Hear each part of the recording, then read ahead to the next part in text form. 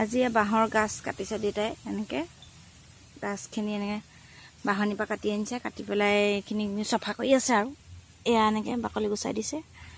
তাৰপিছতে মই এনেকৈ ৰুকি পেলাই ইয়াত ভৰাই আছোঁ এইখিনি শুকান কৰিম মানে শুকান খৰিচা বনাম পানী দি থ'লে পটককৈ ইমান খোৱা নহয় যে আমি থ'ব নাজানো আচলতে বেয়া হৈ যায় সেইটো কাৰণে এইখিনি শুকানকৈ হেৰি কৰিব লাগিব বটলত ভৰাব লাগিব এয়া আমাৰ এনেকৈ বাঁহনি ই বহি আছে এইখিনিতে বাঁহনি আৰু তাতে বাঁহ কাটি আনি এইখিনিতে এনেকৈ বনাই আছোঁ আৰু দুটামান আনিবলৈ গৈছে সিফালে তাৰপিছত তেনেকৈ এইখিনি কেনেকৈ শুকাম আৰু এনেকৈ কৰি চুচি লৈছোঁ আগ ধৰি তাৰপিছতে আৰু আমাৰ এইখন ধুনীয়া তামোলনি বাৰী আমাৰ এইখনেই বাৰী আৰু ইয়াতে শাক পাচলি কিবা কিবি কৰা হয় এয়া এইখিনিত ধুনীয়া বতাহ মাৰি আছে একদম এইডোখৰত কৰাই ভাল ভিতৰত কৰিলে মানে ইমান গৰম ভিতৰত এই বাঁহনিৰ তলত এইডোখৰত কাম কৰি বহুত ভাল লাগে বাৰু এনেও বহি থাকি এইডোখৰত বহুত ভাল লাগে বতাহ মাৰি আছে ধুনীয়া বতাহ মাৰি আছে কেতিয়া বহি বহি বনাই আছোঁ আৰু এনেকৈ এইখিনি শুকাই শুকাই ইমানকণমান হ'বগৈ সেইকাৰণে সৰহকৈ লাগিব অলপমান সৰহকৈ কৰিব লাগিব হাত বিষাই যায়গৈ কৰোঁতে কৰোঁতে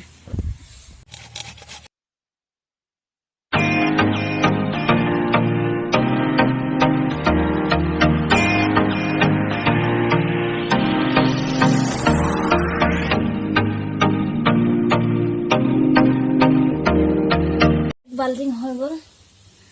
ইয়াত এতিয়া পানী সৰহকৈ দি পেলাই এনেকৈ থৈ দিব লাগিব দুদিনমান তেতিয়া তিতাটো নহয় এবাল্টিং হৈছে আৰু এবাল্টিং মায়ে ৰুকি আছে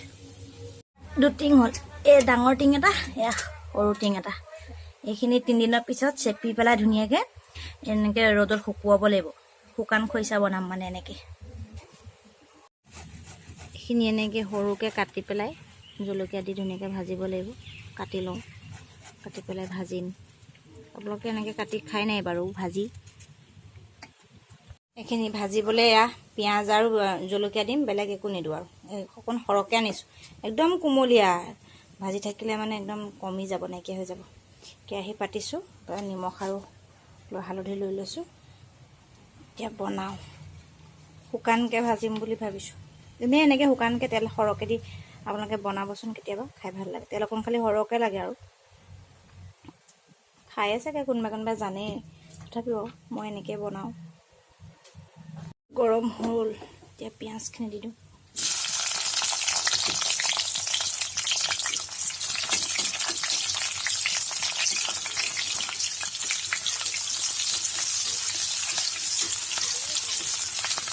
ঢালি দিলোঁ লগতে এয়াও দিলোঁ এনেকৈ আৰু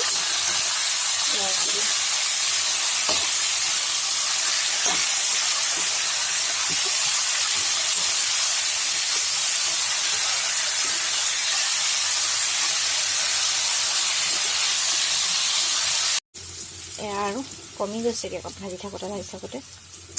মাহঁতৰ ঘৰলৈ আহিলে সেইটোৱে ভাল হয় বাৰীতে আৰু যি য'ত আছে শাক পাচলি